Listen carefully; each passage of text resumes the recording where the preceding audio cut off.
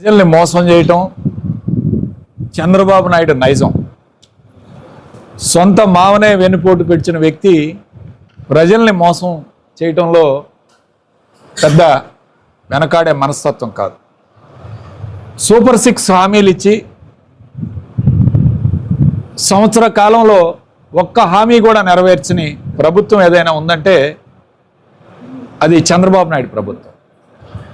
రాజశేఖర రెడ్డి గారు ఉచిత కరెంట్ అని చెప్పి మొట్టమొదట ఫైల్ మీద సంతకం పెట్టి మొదటి రోజు నుంచి ఇంప్లిమెంట్ చేసిన వ్యక్తి రాజశేఖర రెడ్డి గారు.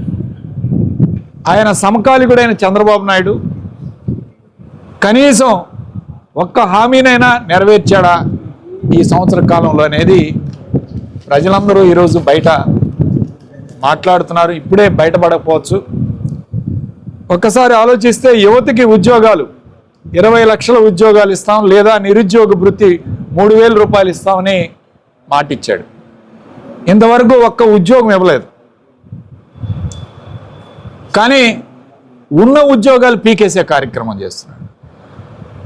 వాలంటీర్లందరికీ మళ్ళీ 10,000 రూపాయలు ఇచ్చి మొత్తాన్ని కొనసాగిస్తానని పండగ పూట ఉగాది రోజు చెప్పిన మాటని కనీసం మనిషికి గుర్తులేదనే చెప్పి దాదాపు 2,60,000 వాలంటీర్లను తొలగించడం జరిగింది ఇప్పటి వరకు. అట్లానే లిక్కర్ షాప్స్లో దాదాపు 18,000 మందిని తొలగించారు. అట్లానే ఏపీ ఫైబర్ నెట్ నుంచి 2,000 మందిని తొలగించారు.